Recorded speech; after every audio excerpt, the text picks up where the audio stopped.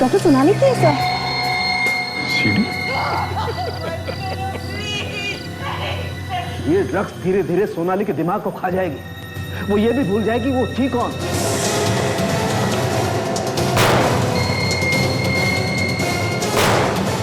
ये सीडी कोई मेरी बाइक की सीट पे रख के गया। तारिका जी भी गई। तारिका को किडनैप कर लिया। कोई ना कोई रास्ता तो जरूर निकालेंगे। डॉक्टर सोनाली और तारिका दोनों को किडनैप कर लिया? इतनी हिम्मत किसने की होगी? और इन्हें किडनैप किया क्यों है? चाहता क्या है वो? यही तो चक्कर है दया।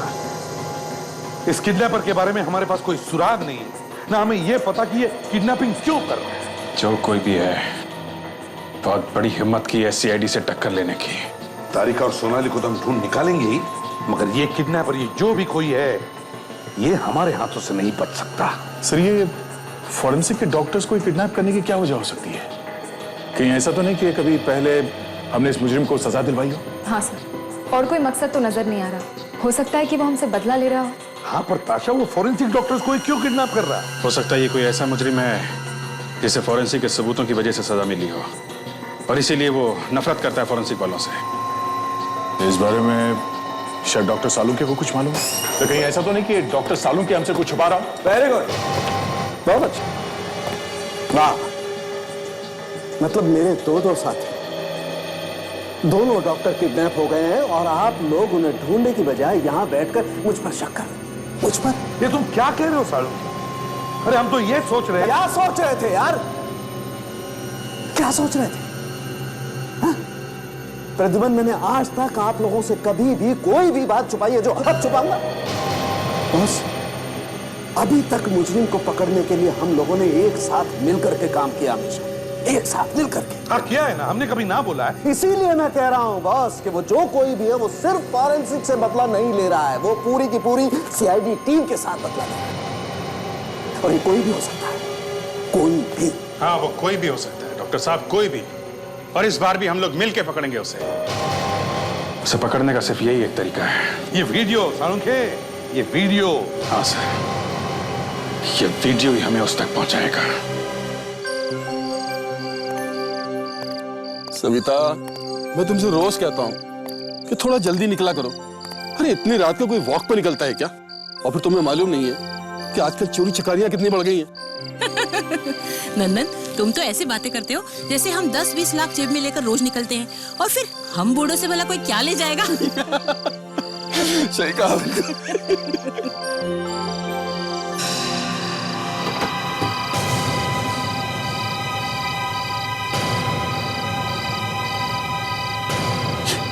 ये पलाश के घर से कौन निकल के भाग रहा है?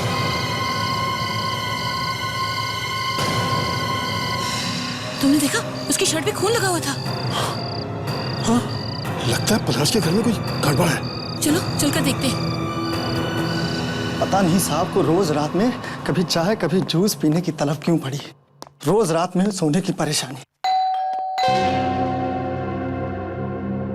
इतनी रात को कौन हो सकता है? साहब ने तो कुछ बताया नहीं कि कोई आने वाला है। आज रात को तो अपना जागरण ही लगता है।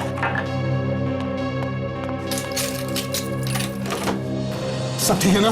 किसी को कुछ हुआ तो नहीं? कहाँ है पलाश, सुकृति और नितिन? ठीक है ना वो? अरे आंटी, अंकल, आप यहाँ सब ठीक है? आंटी सब सो रहे हैं। अरे हमने अभी भी किसी को यहाँ से भागते हुए देखा है।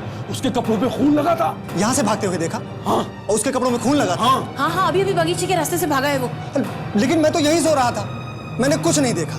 अभी 5 मिनट पहले नितिन साहब ने ये जूस मंगवाया तो मैं जूस लेके ऊपर जा रहा था और आप लोग आ गए। अरे लेकिन हमने अभी भी उसे यहाँ से बाहर भागते हुए देखा है। तुम सो रहे होंगे इसलिए तुम्हें कुछ सुनाई नहीं दिया। एक काम करते हैं, चल के देख लेते हैं। ठीक है, चलो पलाश साहब से पूछते हैं। हाँ चलो।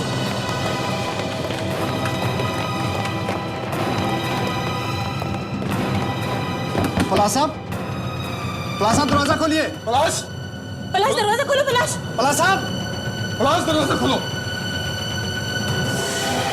कौन?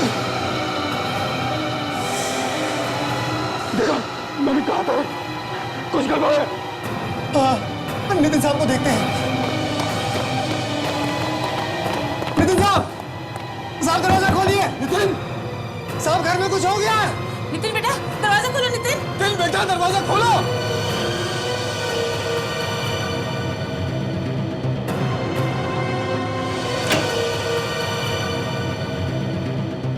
नंदन अंकल, सविता आंटी, आप लोग इस वक्त यहाँ? साहब घर में कोई घुस आया था, इन लोगों ने देखा साहब, और पलाश साहब और दीदी जी दरवाजा नहीं खोल रहे हैं साहब, और उनके दरवाजे के नीचे से खून निकल रहा है साहब। क्या बकवास कर रहे हो तुम? अगर मैं देखता हूँ।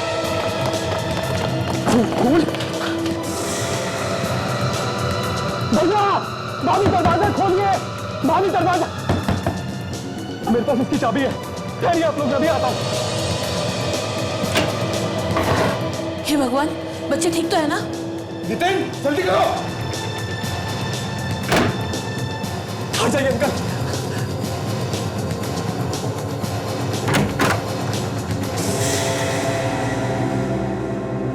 पलाश भैया,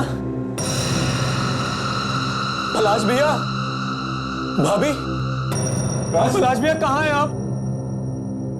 पलाश भैया,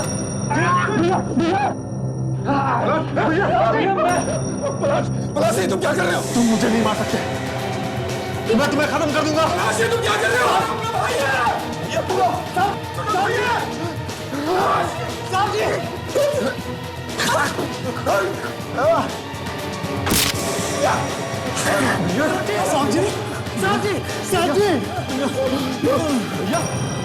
भैया सॉरी भैया, लगता है ऐसा कुछ हो गया, इसे जल्द से जल्द हॉस्पिटल लेके जाना होगा। सूरज, तुम जल्दी जाओ, ड्राइवर को कह के गाड़ी निकालो, जल्दी जाओ, जल्दी। भैया, सुकृति, सुकृति कहाँ है? भैया, भैया आके खोल। सुकृति, सुकृति, सुकृति, अरे ये क्या हो गया तुम्हें? सुकृति! भैया, सविता, क्या हुआ?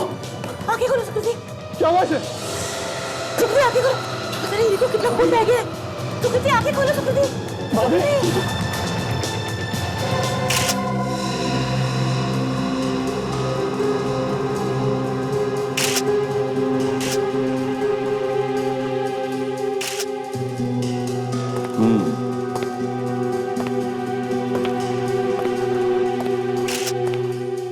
जी 4 बार चाकू मारा गया है सर इसे। सर ये खून पैसों के लिए नहीं किया गया है, घर में से कुछ भी चुराया नहीं गया सर। मेरे को देख के लगता है कि वो आदमी सुकृति की जान लेने के लिए आया था यहाँ पे। नंदन जी, आप कह रहे थे कि आपने रात को 1 बजे एक आदमी को पलाश के घर के बाहर से भागते हुए देखा है ना? यस सर, उसकी कमीज पे खून लगा था सर, और मैं देखने के लिए अंदर आया, यहाँ किसी को कुछ पता ही नहीं था। और नितिन, तुमने इनके आने से पहले किसी को देखा नहीं था और कोई आवाज भी नहीं सुनी? हाँ? नहीं सर, मैंने तो भैया और भाभी के साथ ही खाना खाया था और फिर हम सोने चले गए। उसके बाद क्या हुआ मुझे कुछ नहीं पता सर। कुछ नहीं पता। और आप सूरज जी, आपको क्या पता है? जी साहब, मैं भी इन सबके अपने अपने कमरे में जाने के बाद ही सोने को गया था साहब। सब घर के अंदर कौन घुसा मुझे भी कुछ नहीं पता साहब। अच्छा, तुमने भी किसी को नहीं देखा? जी। है ना बड़ी अजीब बात है? सुकृति का खून होता है उसी के खुद के कमरे में, और उसका पति पलाश कुछ बता नहीं सकता है, बोल नहीं सकता, क्योंकि उसे शौक लगा है, और खूनी खून करके भाग जाता है। और आप में से किसी ने भी कुछ भी नहीं सुना है? वाह वाह। दया सर, ये लोग तो कहते हैं कि सुकृति के कमरे का दरवाजा अंदर से बंद था। सर, हाँ, 1 मिनट सर। हाँ, सर ये देखिए, खिड़की के बाहर लेच पे जूतों के निशान हैं।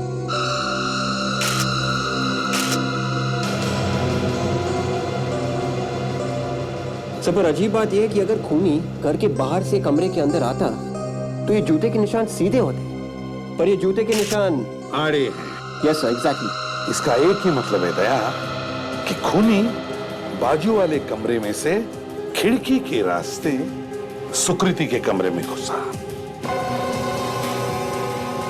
सर, काम करो, इन पड़ोसियों को साथ में लेकर जाओ और तुम और फ्रेडी गार्डन की अच्छी तरह से चेकिंग करो। तब तक हम बाजू वाला कमरा चेक करते हैं। फिर से चलाओ ताशा, रिवाइंड करो। इस आदमी की आवाज के पीछे कोई और आवाज है। वॉल्यूम बढ़ाओ। सब वॉल्यूम फुल है। Okay.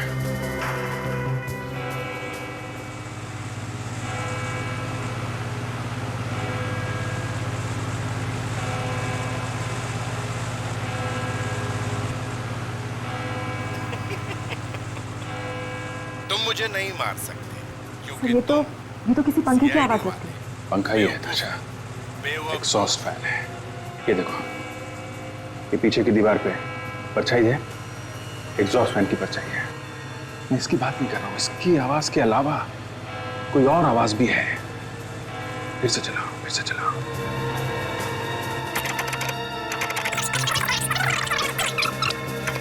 केस खत्म, पकड़ लिया, मार दिया, मुझे मार दिया।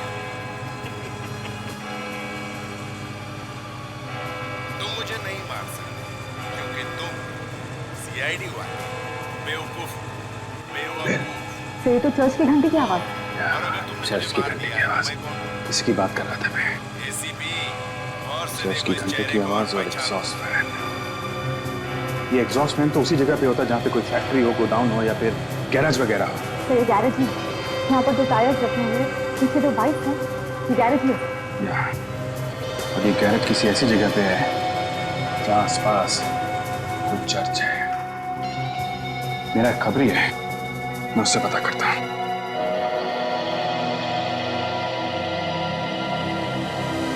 हेलो बोमिया, कहाँ पे है तू? सर ये यहां से भागते हुए देखा हमने उसे। यहाँ से? हाँ सर, वो दीवार लांग के भागा। मतलब वो आदमी यहाँ जरूर आया था।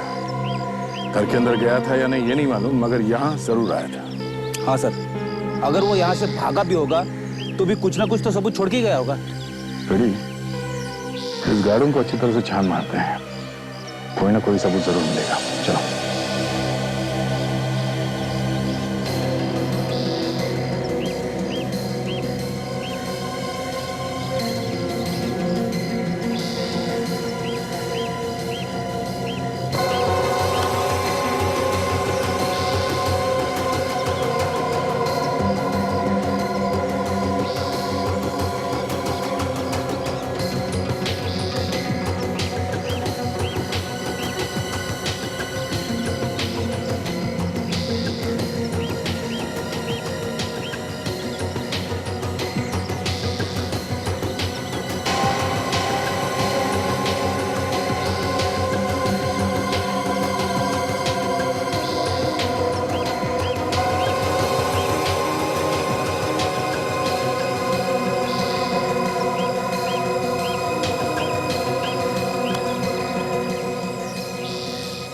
वॉलेट,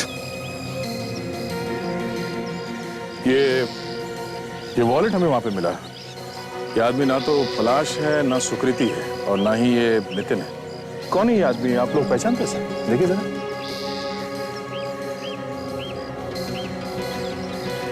नहीं सर। ध्यान से देखना, क्या ये वही आदमी है जो कल रात को यहाँ से भागा था?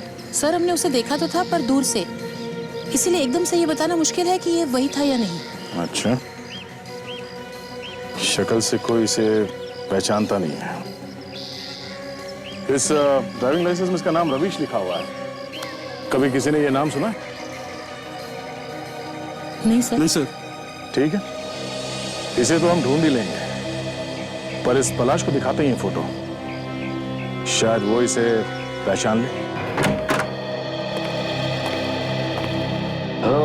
तो ये है नितिन का कमरा। देखते क्या मिलता है। विक, ढूंढो अच्छी तरह से।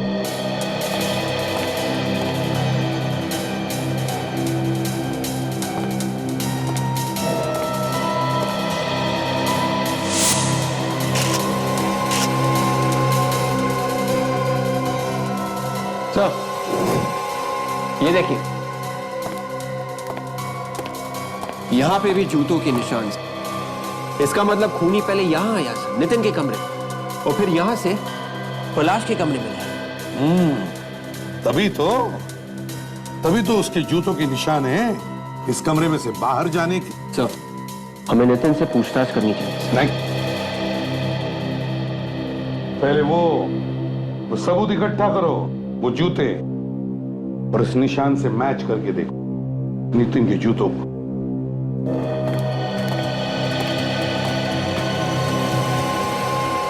मगर सर एक और बात, नितिन के पास पलाश के कमरे की चाबी ऑलरेडी है सर। वो आराम से कभी भी दरवाजा खोल के जा सकता है, तो फिर वो खिड़की से कूद के क्यों जाएगा? वही तो मैं भी सोच रहा हूं कि वो खिड़की से ही क्यों बाहर जाएगा, जबकि उसके पास इस दरवाजे की चाबी है।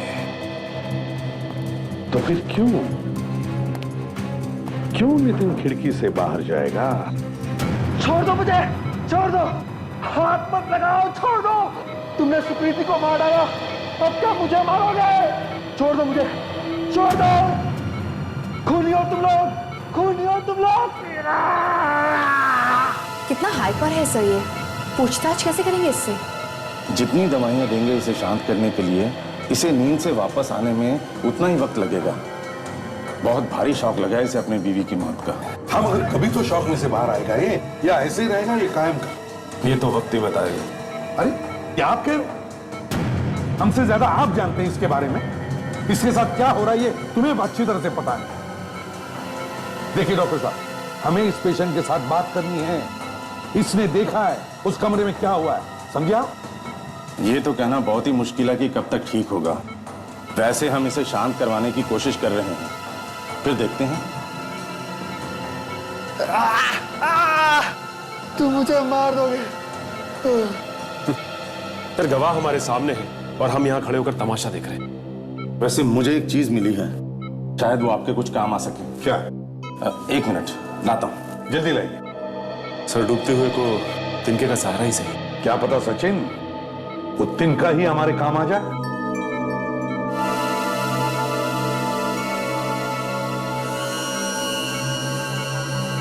चाकू ये पलाश के पास था?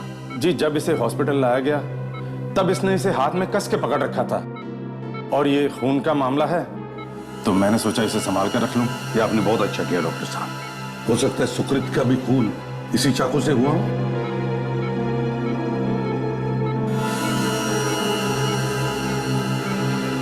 क्या सचिन, इस पर तो खून का कोई भी निशान नहीं है। ये कैसे हो सकता है? क्यों डॉक्टर साहब, कहीं आपने तो ये साफ नहीं किया ना?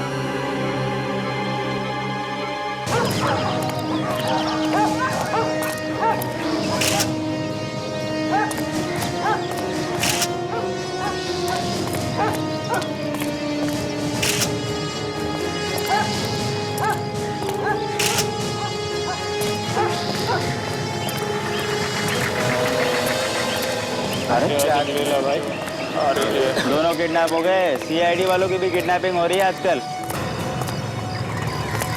किडनैपिंग हो रही है या नहीं ये तो वक्त बताएगा। पहले तू बता, तुझे क्या मालूम है? बहुत खतरा साहब। ए, मुझे समझा मत, टाइम बहुत कम है, जल्दी बता। साहब सीधे सीधे तो पता नहीं साहब, मगर उड़ती उड़ती खबर सुनी। क्या क्या सुना? साहब वो सुन के तो मेरे हाथ पैर भी खुल गए साहब। सीआईडी वाले डॉक्टरों को हाथ लगाया है। कौन वो? ये तो मालूम नहीं, मगर बहुत बड़ा आदमी है साहब। लेकर कहाँ गया होगा ये तो पता चला होगा ना? शायद किसी गैराज में लेके गया मैडम। गैराज? कौन सा गैराज? मगर मेरा नाम नहीं आना चाहिए साहब। तू गैराज का नाम बता। आ रही हूँ बाबा, आ रही हूँ। हमें रविश से मिलना है, वो यही रहता है ना? हाँ यही रहता है, पर वो है कहाँ आपको पता है? इसका मतलब रमेश घर पे आए नहीं? नहीं, पर आप लोग कौन हैं? हम लोग सीआईडी से हैं। सीआईडी? जी हाँ, सीआईडी से। क्या क्या हुआ है मेरे रविश को? देखिए, एक खून हुआ है और उस जगह से हमें ये ड्राइविंग लाइसेंस और वॉलेट मिला है। उस जगह पे तो रमेश को किसी ने नहीं पहचाना, लेकिन आप बता सकती हैं उसके बारे में कुछ? हे भगवान, अपने बारे में नहीं तो कम से कम अपनी माँ के बारे में तो सोचा होता। पिछले 2 दिन से तो वो घर भी नहीं आया। क्या? आपका बेटा 2 दिन से घर नहीं आया? क्या आपने पुलिस में कंप्लेन लिखवाई? नहीं। क्यों नहीं लिखवाई? 2 दिन से आपका बेटा घर नहीं आया और आपने पुलिस कंप्लेंट भी नहीं लिखवाई। मुझे लगा वो किसी जरूरी काम से बाहर गया है, आ जाएगा वो। रविश इस वक्त कहाँ है, आपको कुछ अंदाजा है? मुझे पता होता तो मैं खुद ना ढूंढ लेती उसे। अजीब बात है, 2 दिन से बेटा गायब है और आप हैं जिसे किसी बात का कोई अंदाजा ही नहीं।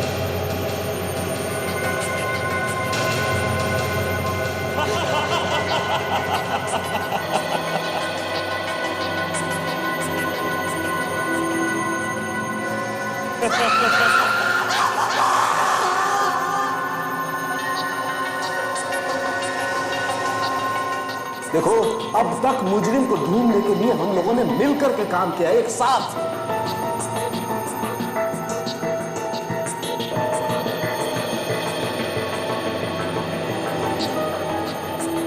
कहां से ढूंढ के लाऊं इस तारिका को? किस हालात में हूं? ऐसा क्यों लग रहा है कि और भी कुछ बहुत बुरा होने वाला है?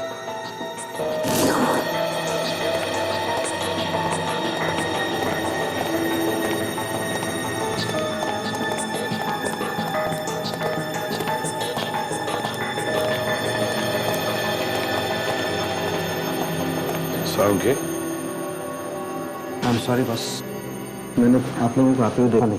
कोई बात। देख सारुंखे, तुम इतने परेशान मत हो। सोनाली और तारिका को ढूंढने की हम पूरी कोशिश कर रहे हैं और उनको हम बचा कर ही रहेंगे, समझे? चिंता मत करो। मुझे विश्वास है यार तुम पर, लेकिन मैं सोचता हूँ बस वो ठीक तरीके से रहेंगे, उन्हें कुछ नहीं होना चाहिए। कुछ नहीं होगा। एनीवे, अब हम सबूतों की बात करते हैं। हाँ बस, ये सुकृति को कई बार पेट में चाकू से वार किया गया है। इस चाकू पर पलाश के अलावा और किसी की उंगलियों के निशान हैं? ये चाकू जो आप लोगों को पलाश के पास से मिला है, इस चाकू से खून नहीं किया गया है। इस चाकू पर कहीं भी खून नहीं है। यही तो मुझे भी शक था सारुंखे। जब ये चाकू हमें हॉस्पिटल में मिला तभी शक था कि शायद ये खून इस चाकू से नहीं हुआ है। फिर भी मुझे लगा कि शायद कोई निशान हो इस पर जो हमें अपनी आंखों से नहीं दिख पड़ा। मगर सर, ये भी तो हो सकता है कि खूनी ने इस चाकू को पानी से अच्छी तरह से धो दिया। नहीं सचिन, मैंने इस चाकू पर केमिकल टेस्ट करके देखा है, इस चाकू पर खून था ही नहीं। एक और बात, सुकृति का खून जिस चाकू से हुआ है वो इस चाकू से काफी बड़ा है, इसलिए इस चाकू से उसका खून नहीं, ये पक्का है। मतलब पलाश ने अपनी जान बचाने के लिए कहीं से ये चाकू उठा लिया। शायद पलाश ने तो अपनी जान बचाने की कोशिश की, लेकिन ये नितिन का कुछ गड़बड़ है। क्या मतलब है सर? आप लोगों को जो जूते के निशान खिड़की के बाहर से मिले थे, वो दरअसल नितिन के जूते के ही निशान हैं। नितिन ही खिड़की से कूदकर अपने भाई और भाभी के कमरे में गया था। कोई अपने ही घर में खिड़की से कूद के एक कमरे से दूसरे कमरे में क्यों जाएगा? नितिन,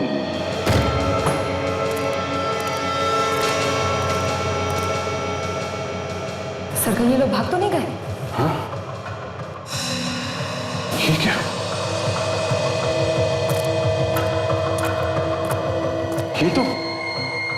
ये तो वही जगह है। हाँ सर, रस्सियां भी लगी हुई है। रस्सियां हैं, मगर वो दोनों कहाँ हैं? वो दोनों यही थे। डॉक्टर सोनाली और डॉक्टर तारिका को उसने सही ही बांध कर रखा था। वो जो कोई भी है, उसे हमारे आने के बारे में खबर मिल गई थी, इसलिए भाग गया लेके हमको। अगर सोनाली और तारिका को कुछ भी हुआ तो मैं... वो देखिए,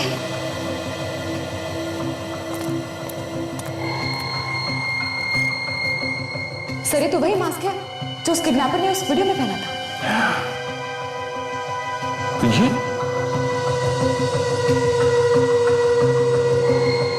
ये तो उस वीडियो में नहीं दिखाई दी थी ना? नहीं सर। लगता है गलती से छूट गया है। ये हमें जरूर कुछ ना कुछ बताएगा। कौन है? दरवाजा खोलो। सर कहीं हम लोग फंस नहीं गए?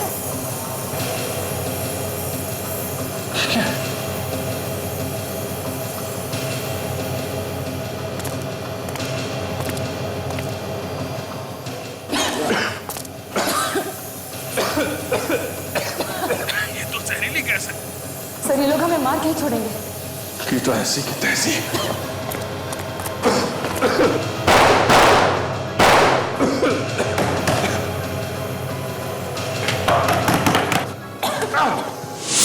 नितिन, ये तुम्हारे जूतों का निशान है और ये वो निशान है जो पलाश और सुकृति के कमरे के खिड़की पर हमें मिला है। और दोनों निशान एक जैसे हैं। बड़ी बड़ी अजीब बात है सर ये तो।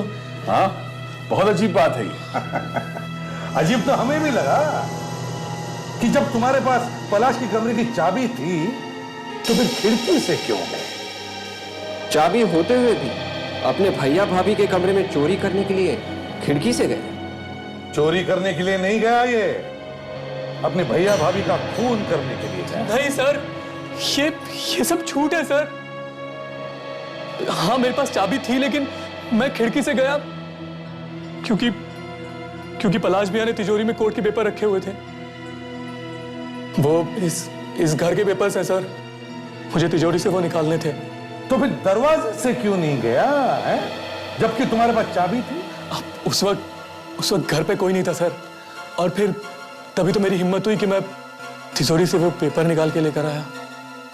रविश के बारे में क्या मालूम है तुम्हें? सर मैंने आपसे छुपाया सर। दरअसल मैं डर गया था सर।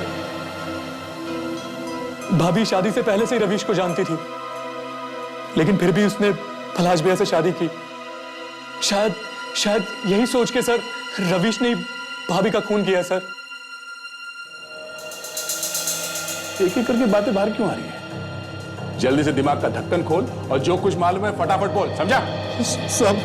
सब कुछ दिन पहले की बात है साहब, जब पलाश साहब घर पे नहीं थे तो रवि से यहाँ पे आया था और उसका सुकृति मैडम से झगड़ा हुआ। कैसा झगड़ा?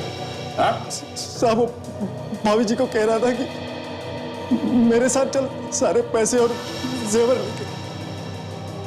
ये सुन के भाभी जी गुस्से में हो गई तो उसने भाभी जी को जान से मारने की धमकी दी साहब। जान से मारने की धमकी दी थी?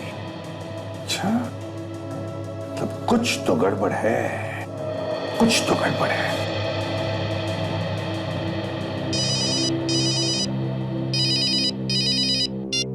हेलो? हाँ? क्या? कहाँ पे? ठीक है सर, एक पब्लिक पार्क में एक लड़की हुई लाश मिली है। लड़की हुई लाश? काम करो, तुम और फ्रेडी जाओ, जाकर देखो।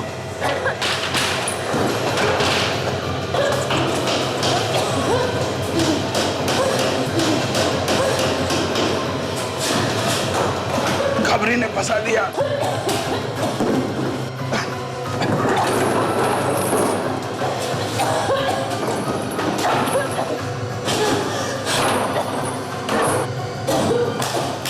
जा हटो।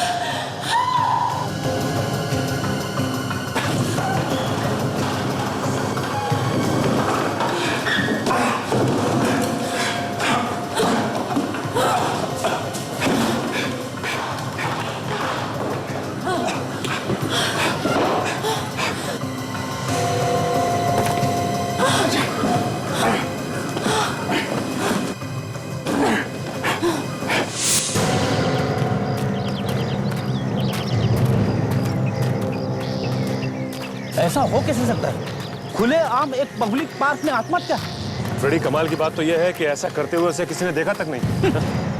ये खड़ा है वॉचमैन। वॉचमैन, सलाम साहब।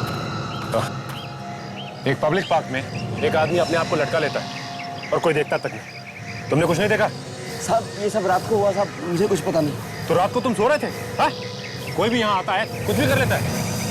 साहब रात को दूसरा वॉचमैन होता है साहब। मैं जब सुबह आया तो मैंने सब ये सब देखा साहब। अरे ये तो रविश है। हाँ फ्रेडी, ये तो रवि जी है।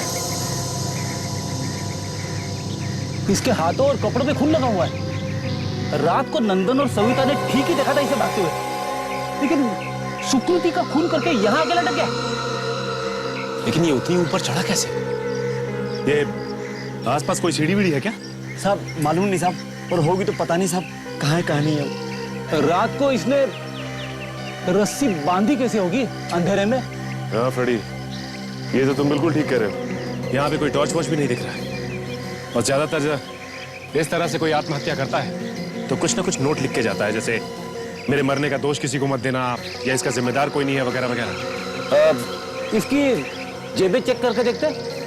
हाँ फ्रेडी, लेकिन ये तो बहुत ऊंचाई पे है। वॉचमैन, तुम चढ़ोगे यहाँ पे? मैं? और नहीं तो क्या, बचपन में मैं चढ़ता था पेड़ पे। और आप जानते हो अब ये चढ़ेंगे तो क्या होगा? क्या होगा साहब? पेड़ ही टूट जाएगा। तू एक काम कर, मेरे कंधे पे चढ़ जा, मैं तुझे उठाता हूँ। साहब मैं गिर जाऊंगा साहब। अरे तू गिरेगा कैसे? ये कंधे ना कंधे, ये कंधे फौलादी कंधे है। ये पूरी दुनिया का बोझ उठाया इसने। चल हट, चला जा, चल चल चल चल चल। साहब मैं अरे कुछ नहीं गिरेगा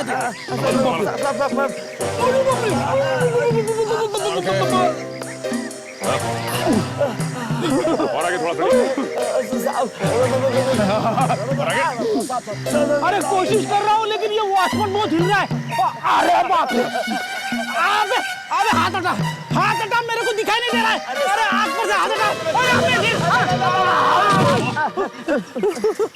साहब मैं यहाँ से नौकरी छोड़ दूंगा, मुझे नहीं करनी। नौकरी कैसे छोड़ेगा? यहाँ पे एक मौत हुई है, समझे? तो ये सब मैंने थोड़ी किया है साहब। चुप। फ्रेडी, यहाँ देखो, ये यहाँ बंधी हुई है। मैं खोलता हूँ, तुम संभालो। हाँ धीरे से, आराम से छोड़ना सर। हाँ संभाल के। हाँ हाँ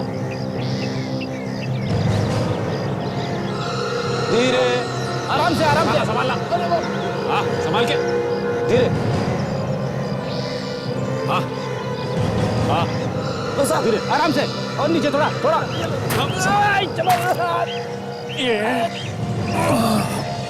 ये संभाला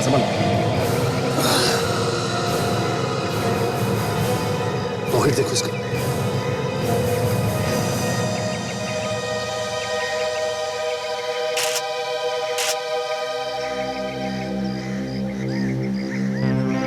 ये क्या है? सुसाइड नोट तो नहीं? हाँ ये तो सुसाइड नोट ही है। मैंने ही सुकृति का खून किया है। उसने वादा किया था कि पलाश का पैसा लेकर वो मेरे पास आ जाएगी, पर उसने मुझे धोखा दिया। मैं उसे माफ नहीं कर सकता, इसलिए उसका खून कर दिया, पर मैं उसके बिना जी नहीं सकता, इसीलिए मैं अपनी जान दे रहा हूँ। ये रविश बहुत प्यार करता था सुकृति से, इसीलिए उसे मारने के बाद खुद भी जी नहीं पाया। लेकिन ये फांसी का फंदा इसने अपने आप बांधा कैसे होगा? फ्रेडी, इस रस्सी को उसने पहले यहाँ इस पेड़ के साथ बांधा होगा, और उसके बाद किसी भी तरह चढ़ के ऊपर पहुंचा, और ऊपर इस रस्सी को अपने गले में डाला और फंदा बना दिया उसका, और उसके बाद पेड़ से छलांग लगाई, और छलांग लगाते ही उसकी मौत हो गई। अगर इसके हाथों पर और कपड़ों पर खून लगा हुआ है, तो फिर आत्महत्या करते वक्त रस्सी पर खून क्यों नहीं लगा? सर, आपके कहने का मतलब है कि इसका खून किया गया? 100% बिल्कुल। बॉस, इसके खून में मुझे एक नशीली दवाई मिली। हुआ यूं होगा कि पहले इस आदमी को नशीली दवाई पिलाई गई होगी ताकि इसे आराम से मारा जा सके, ये उन लोगों को तंग ना करे। बेहोशी में अपने आप को फांसी कैसे लगाता? कैसे लगा मैं बताता हूं। आप लोग इस रस्सी को जरा गौर से देखिए। देखिए दोनों साइड्स में आपको कोई फर्क दिखाई देता है? ये देखो, यहां देखो। हाँ सर, ये रस्सी इस तरफ से घिसी हुई लग रही है। अगर रविश आत्महत्या करता तो फंदा बनाकर खुद उसमें लटक जाता, जैसे उसने आत्महत्या की चिट्ठी में लिखी। लेकिन ऐसा हुआ नहीं बॉस। तो इसका मतलब हुआ ये होगा कि पहले इसके गले में फांसी का फंदा बना करके लगाया गया होगा और फिर रस्सी को खींचा गया होगा इसे लटकाने के लिए। इसलिए रस्सी पे घिसने के निशान बने। हाँ, और जिसने भी रविश का खून किया है उसने ये दिखाने की कोशिश की कि रविश ने आत्महत्या की। लेकिन एक बात समझ में नहीं आ रही है कि ये जो खून के दाग है इसके हाथों पर और कपड़ों पर, वो किसके हैं? बॉस, वो खून इसके पेट में जो चोट लगी है शायद वहां से आया, लेकिन उसके पहले मुझे इसके खून को टेस्ट करना पड़ेगा और सोनाली के सुकृति के खून के साथ मैच करके देखना पड़ेगा। I'm sorry यार, दिमाग में ये बात बैठ ही नहीं रही है कि सोनाली और तारिका भी लैब में नहीं है। कोई बात नहीं साळुंखे, लेकिन एक बात ध्यान में रखना, अभिजीत और ताशा उन्हें ढूंढने में लगे हैं, कुछ नहीं होगा उन्हें। तो सर इसका मतलब है कि रविश ने सुकृति का खून नहीं किया है?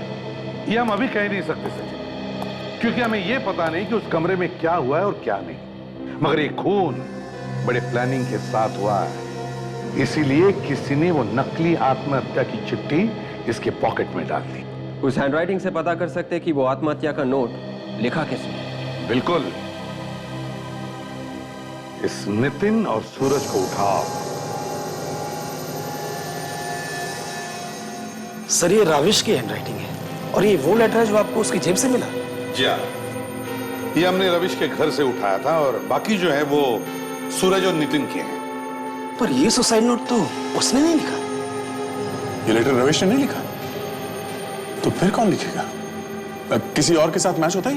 नहीं, ये लेटर तो किसी और के साथ मैच ही नहीं करता।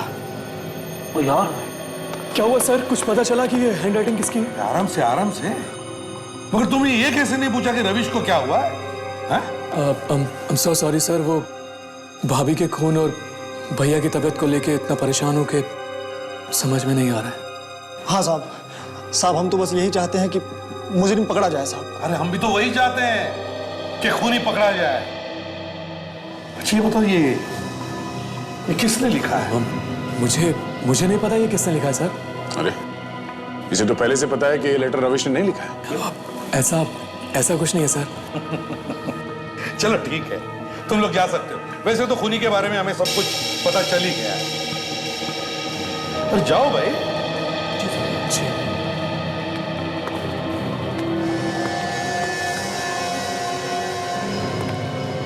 हमें अभी तो कहाँ कुछ पता चला।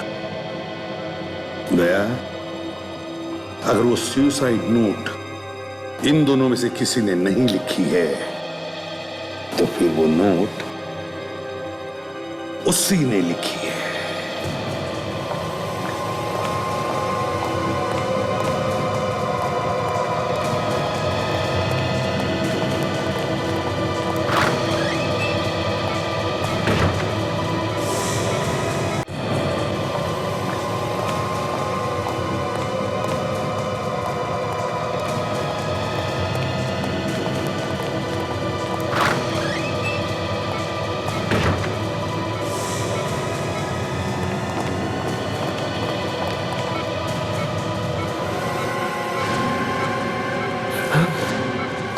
कौन हो तुम?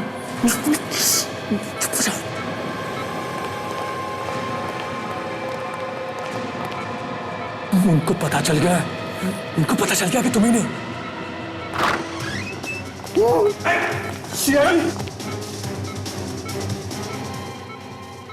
क्यों?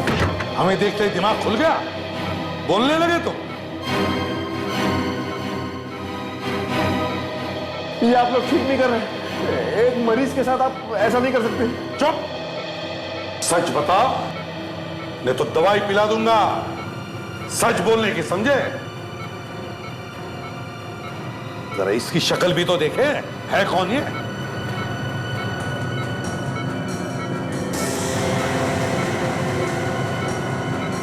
ओह, नितिन। क्यों भाई भाई और चोर चोर, हाँ? क्यों, तुम्हें भी दवाई खिला दो सच बोलने की, या बताओगे सच? नहीं। पहले खिड़की से, हाँ? और अब चुपके से हॉस्पिटल में भी आ गए, क्यों? अब वो आप क्यों हकला क्यों रहे हो? सच अटक गया है तुम्हारे गले में, उगाल दूं? सचिन, खिला दे इसे दवा। हाँ सर, तू दवाई खा ही ले, अपने आप बोलना शुरू कर देगा। आप लोग ऐसे शक नहीं कर सकते। सबूत नहीं है आप लोगों के पास कोई। आप लोग फंसा रहे हैं मुझे, फंसा रहे। रुक जाओ।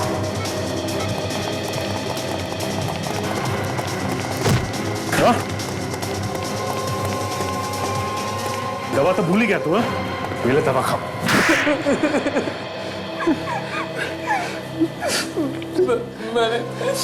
मैंने ये सब अपने भैया के लिए किया था। तेरी बीमारी का इलाज तो मैं हॉस्पिटल में ही कर देता था, अगर आसपास डॉक्टर्स ना होते। मेरे पैसे लेके भागने वाली थी वो, इसीलिए मैंने उसे मारा। रविश से शादी करने वाली थी वो। चुप, इसीलिए मारा। किसने बताया तुम्हें ये? हाँ? मैंने बताया था भैया को। रवीश भाभी को पहले से ही परेशान कर रहा था। मैंने भाभी की मदद करने की भी कोशिश की, रवीश को उससे दूर करने के लिए, लेकिन मुझे भाभी पर बिल्कुल यकीन नहीं था। भाभी ने भैया से सिर्फ पैसों के लिए शादी की थी सर। हमने सुकृति को खत्म करके उसका सारा इल्जाम रवीश पर डालने का प्लान बनाया, ताकि मैं उन दोनों से बदला ले सकूं। इसीलिए हादसे की रात तुम दोनों सूरज के सामने से अपने अपने कमरे में गए सोने के लिए, ताकि अपनी बेगुनाही का एक गवाह मिल जाए, है ना? क्यों? हाँ, हमने रवीश को पैसों का लालच दिया कि वो सुकृति को मार दे। पहले तो वो तैयार हो गया, फिर मुकर गया, और फिर हमने खुद ही भाभी को मार डाला। और फिर तुमने रवेश को भी नहीं छोड़ा, क्योंकि तुम्हारे पड़ोसियों ने उसे भागते हुए देख लिया था। वाह रे वाह भाईचारा, वाह। तुम जैसे दो चार दुनिया में हो ना, तो दुनिया बर्बाद हो जाएगी। हम जेल में जिंदगी भर बैठना और अपना अपना प्यार जताते रहना। सचिन, ले जाओ इन्हें। सर चलो।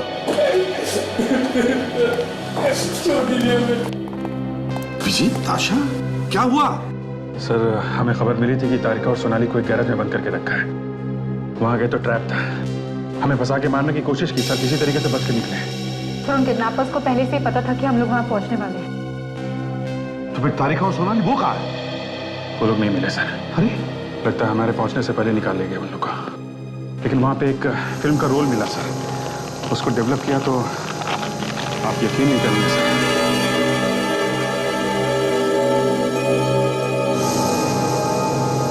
अभिजीत, ये तो अभिजीत साळुंखे का कोई पीछा कर रहा है। हाँ सर, लगता है तारिका और सोनाली के बाद डॉक्टर साळुंखे का नंबर है। माय गॉड, ये जो कोई भी है हमारे साथ एक बहुत बड़ा डेंजरस गेम खेल रहा है। पहले दोनों फॉरेंसिक डॉक्टर्स को किडनैप किया, अब तुम पर हमला किया, और अब शायद साळुंखे। है कौन ये? चाहता क्या है? प्लीज प्लीज मुझे मत मारो, प्लीज मुझे मत मारो, मैंने पूरी कोशिश की थी। मुझे माफ कर दो सर, मुझे माफ कर दो। मैंने तो मैंने तो जहरीली गैस अंदर छोड़ दी थी। दोनों को चारों तरफ से बंद भी कर दिया था सर। फिर उन्हें मारने का पूरा इंतजाम भी कर दिया था, मगर वो निकल गए। कैसे निकल गए वो लोग? निकल कैसे गए? खिड़की तोड़ दी सर। मरने से पहले कांच तोड़ दिया उसने। अब तू भी उस खिड़की में से ही बाहर जाएगा। कोशिश करूंगा सर। करेगा? करूंगा सर, जरूर करूंगा। कोई निकल सकता है तो मैं भी निकल सकता हूं सर। मैं भी, मुझे छोड़ दो, छोड़ दो। जा, अब तू उस खिड़की में से कूद जा।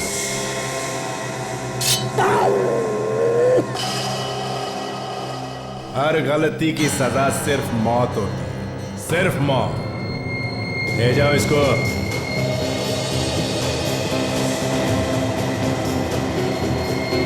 मछली जल की रानी है, जीवन उसका पानी है। हाथ लगाओगे तो डर जाएगी, बाहर निकालोगे तो मर जाए।